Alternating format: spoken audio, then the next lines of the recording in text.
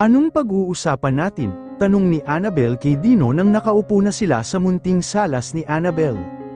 Pakasalan mo ako, nanlaki ang mga mata ni Annabel at hindi nakasagot agad. Pakasalan mo ako, ulit ni Dino, hindi pa din makaimik si Annabel. Ito kaya ay nasa isip na ni Dino the moment na malaman niya na buntis ako. Ano? Tanong ni Dino, hindi ka naman dating nauubusan ng sasabihin Oo, ngayon lang, nakairap na sagot ni Annabel, mabuti na yun or else I might say something na pagsisisihan ko. Mataray na dagdag pa niya. Bakit ka ba nagagalit? What's wrong with my proposal?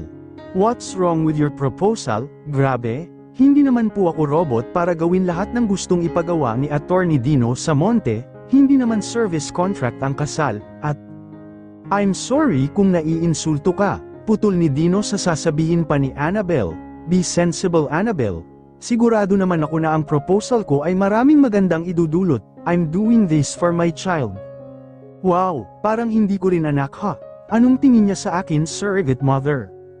And what makes you think na ikaw ang tatay? Galit na tanong ni Annabel. Annabel, tiningnan ng masama ni Dino si Annabel at nagsukatan sila ng tingin. Agad namang umiwas ng tingin si Annabel. Okay, fine. Ano naman ngayon kung buntis ako? Sagot ba yung kasal? Anak ko yan Annabel, mataas ang boses na sagot ni Dino. Oo na nga, ikaw nga ang tatay, bakit kailangan nating magpakasal? Kasi ayokong ma-born out of wedlock ang anak ko, paliwanag ni Dino. Ganun lang ang reason mo, Dino, para sa dalawang taong nagmamahalan ang kasal, at tayo, walang ganun, paano si Patricia?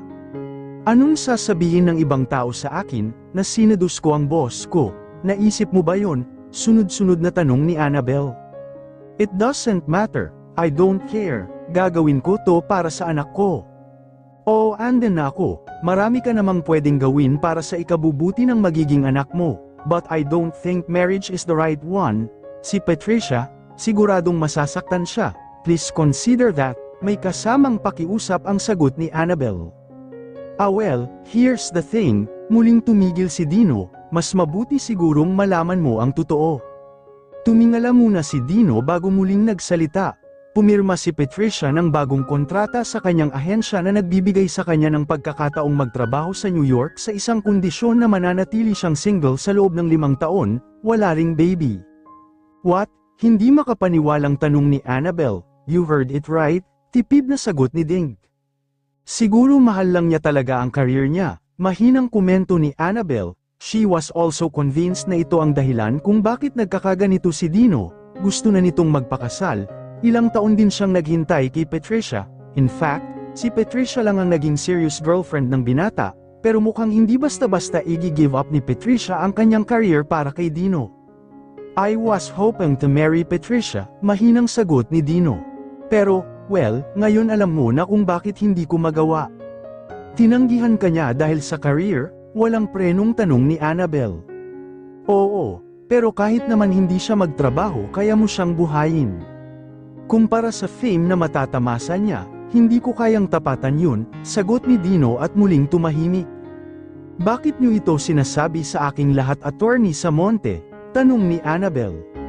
Hindi sumagot si Dino. Dapat may dahilan, sabi ni Annabel. Yes, there is. Tumayo si Dino at sumilip sa bintana. Nasa na ganito ng araw at nahirapan si Annabel na basahin ang ekspresyon niya. Lahat ng kaibigan namin ay nag-e-expect na mag-a-announce na kami ni Patricia ng aming engagement, pero pag lumabas na sa media ang tungkol sa pag-alis ni Patricia plus the fact na hindi siya pumayag na pakasalan ako, imagine mo ba kung anong magiging syunga ko? I don't see why. Marami sa kaibigan niyo ang mag-iisip na naging practical lang si Patricia. Bakit? Dahil mas minahal niya ang career niya more than she loves me. Hindi naman ako pulubi. For God's sake, I have more than enough money to keep a woman happy kahit gaano pa siya kaluho. Hindi sumagot si Annabel. Ano bang iniisip mo? Huwag kang uupo na parang manika. Nairita si Annabel kay Dino. Anong gusto niyong sabihin ko? Ay si Patricia, napaka-cheap naman, ganon. Kung yan ang iniisip mo, oo, oo ganun na nga, sagot ni Annabel na irritable pa rin kay Dino. At naisip ko din po na bulag kayo dahil hindi nyo nakita na ganun siya years ago pa. Sa profession you I may say that you are indeed a good judge of character, but in your personal life you're a disaster. Hindi mabasa ni Annabel ang mukha ni Dino, kung natatawa ba ito o naiinis. Ganon, walang preno-preno ha, sagot ni Dino, yan po ang natutunan ko sa inyo, to be straightforward. Really? Well, I'm glad because at least I can be equally straightforward now to you. Tumigil siya sandali sa pagsasalita at bumantong hininga. Ayoko magmukhang syunga. At gaya nga ng sinabi mo, that's exactly what I've been. Pero pwede ko pa namang mabago yun, if you will marry me. So ayun pala ang totoong dahilan kaya gusto mo akong pakasalan, ginagamit mo pang reason ang bata, may mas malalim ka pa palang dahilan, galit na sabi ni Annabel. Of course not. Hinahampas ko ng isang bato ang dalawang ibon. Dahil sa tanong ni Dino muling bumalik ang sakit na naramdaman niya kay Gabby, umiling si Annabel. Well then, pagpapatuloy ni Dino, anong masama sa business like marriage, it might have a chance of succeeding perhaps even more because a baby is on the way, kaysa naman dun sa mga nagpakasal na blinded lang ng passion. Naisip ni Annabel na may point naman si Dino, nang nabawasan ang galit niya.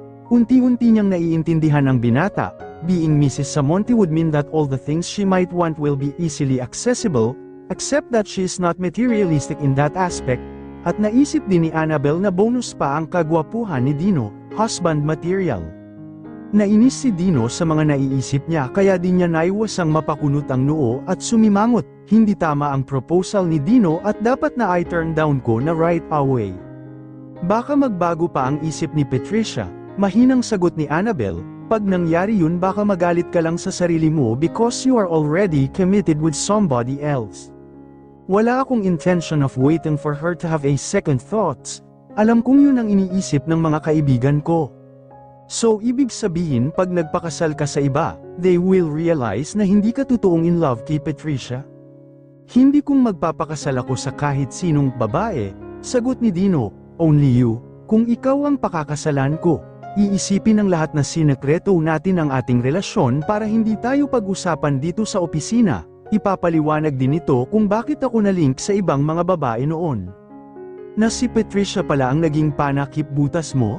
Tumango si Dino, may katuturan ba? Konti lang, kasi kung ako nga talaga ang mahal mo, sana noon mo pa ako pinakasalan, kung hindi pa ako mabubuntis hindi mo yan may isip. Pwede ko namang idealan na hindi pa ako ready to commit myself. Maraming pwedeng i-reason out kung bakit itinago natin ang relasyon natin until decided na tayo kung na anong gusto nating gawin, and Patricia was the perfect way of doing it. Kahit pa to the extent of going to bed with her, matapang na tanong ni Annabel.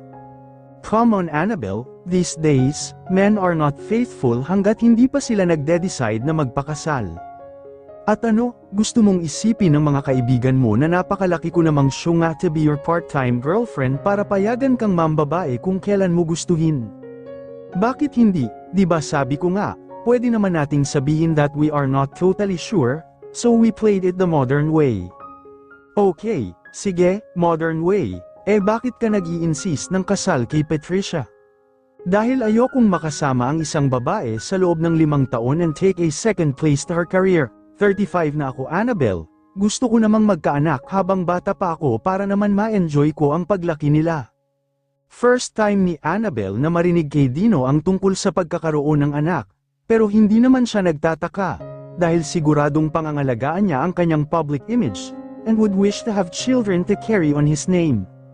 Di sana ang pakasalan mo, yung taong mahal ka, giit ni Annabel, kahit pa hindi mo mahal, I mean, kung gusto mong magkaroon ng mga anak. Hindi na natapos ni Annabel ang sasabihin dahil tumayo si Dino. Umaasa ka bang magkakabalikan pa kayo ng ex-fiancé mo? Hindi na ako makikipagbalikan pa sa kanya kahit magmakaawa pa siya. Ang lalaking sinaktan ka na ng isang beses, natigilan si Annabel, ayaw niyang ikwento sa iba ang kanyang totoong nararamdaman, lalo na kay Dino na ang turing sa kasal ay isang service contract lang. Kung ganun, bakit ka nagmamadaling tanggihan ang proposal ko? Mahinang tanong ni Dino, we both learned a painful lesson, I have no intention of hurting myself again, and I am sure you feel the same way, at lalo na, isipin mo rin ang magiging anak natin. Wow! Big word, natin. So ngayon kasali na ako. Halos tumirik ang mata ni Annabel sa sinabi ni Dino.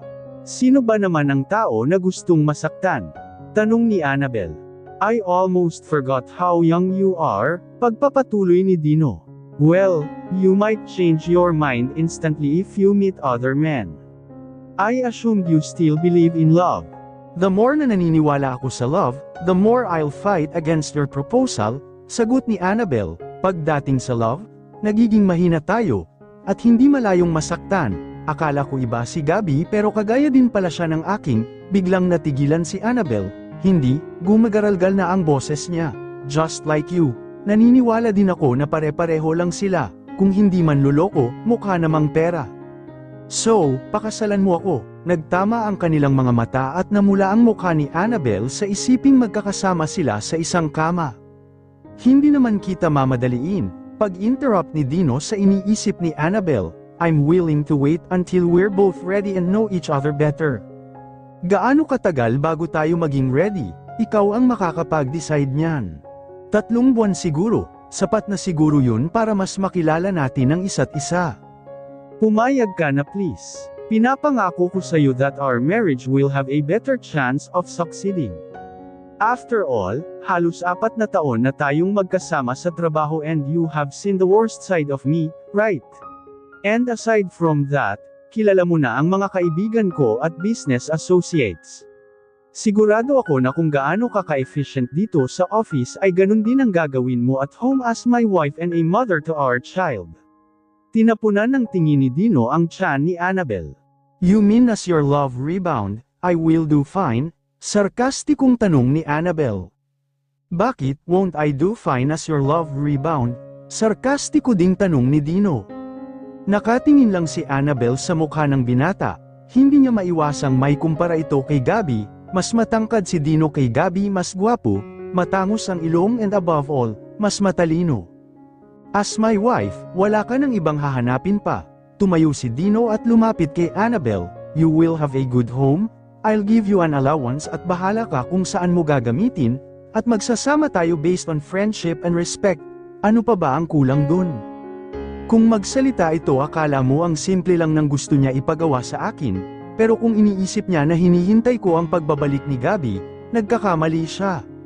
Okay, tumango si Annabel, ngumiti si Dino. Good, I will arrange for us to be married right away, mabilis na sagot ni Dino. Teka, bakit naman agad-agad, nakaramdam ng takot si Annabel? Sa palagay mo, bakit, tsaka anong gusto mo, pag malaki na ang tiyan mo? Siguro natatakot ka na baka umaligid lang sa iyo si Patricia ay magbago agad ang isip mo. Maaari, akala ko ba sigurado ka na sa desisyon mo? Akala ko din, bamantong hininga si Dino, but love makes us fool and blind. Pakiusap, ibukod mo ako kahit hindi na, ito ang mga salitang dapat kong tandaan sa darating na mga araw. Sa takot na magbago pa ang isip ni Annabel, Dino announced their engagement 2 days later. Kumalat agad ang balita sa kanyang mga kaibigan, as well as in the office. Unfortunately, may client call si Dino sa Hong Kong kaya kinailangan niyang lumipad papunta doon day after the announcement. Naiwan si Annabel mag-isa para sagutin ang mga tanong ng mga chismosa at usyuserang kasama niya sa opisina. Nagpasya silang ilihim muna ang tungkol sa pagbubuntis ni Annabel. Hindi ko alam kung paano mo nagawang ilihim sa amin ang relasyon niyo ni attorney. Biro ni Tina, wala man lang hint. Para ano, pagchismisan, nakangising sagot ni Annabel, hindi yun magugustuhan ni Dino. Pero ni isa sa amin walang nakahalata sa inyo, grabe naman, di pa din talaga ako makapaniwala, inggit na sabi ni Tina, kailan ba ang kasal? Hindi ko pa alam napansin ni Annabel na nagulat si Tina sa sinabi niya kaya agad siyang nagsalita muli. I mean, ipinapaubaya ko na yun kay Dino kasi alam mo naman yun punong-puno ang schedule. Well, no ang attorney sobrang abala to the highest level, bossy din ba siya pag kayo na lang ang magkasama, tulad dito sa opisina? Ha? Ano ka ba wag na nga nating pag-usapan si Dino? Umiwas siya na sagutin ito at pinilit na tumawa kahit hindi naman siya natatawa. Pero biglang natigilan si Annabel nang makitang pumasok ng opisina si Dino, hindi niya inaasahan na ngayon ang balik nito from Hong Kong, pero masaya siyang makita ito ngayon, lumapit si Dino kay Annabel at lalo siyang nagulat nang gaadan siya nito ng halik sa pisngi. Good morning sa maganda kong fiancé, bati ni Dino kay Annabel. Binuksan ni Dino ang pinto ng kanyang private office and signaled Annabel to get inside. Sumunod naman agad si Annabel sa binata at mabilis na isinara ang pinto, ngumiti si Dino sa babae. Okay ba? Hindi naman siguro sila nakakahalata sa atin? Hindi pa siguro sa ngayon, sagot ni Annabel, pero bumabaha ng kung ano-anong speculations kung paano daw kita nasilo, at kahapon lang naman PO, dahil bigla mo PO akong iniwan, walang tigil ang kitatawag ng mga kaibigan mo. Hindi ko PO tuloy alam ang isasagot ko sa kanila. Sorry, alam mo naman na important client yung pinuntahan ko sa Hong Kong. Umirap si Annabel kay Dino, sa susunod ikaw naman ang pasasagutin ko sa mga tanong nila. Okay, no problem, ganyan dapat ang marriage natin, partnership lang. Partnership? Parang malabo naman yata yun, sarkastikong sagot ni Annabel, sanay ka kasi na ikaw ang boss. Kagaya ngayon, so I doubt kung magbabago yun. Of course not. Ibang usapan naman ang trabaho sa personal life. Ano, parang doble cara ka lang, you'll see. Dino smiled, oops, which reminds me, hindi na dapat tayo maghintay ng matagal, mas maagap tayong makasal, the better, kung wala kang gagawin mamayang gabi, perhaps you could have dinner with me para mapag-usapan na natin ang details ng wedding natin. Dinner?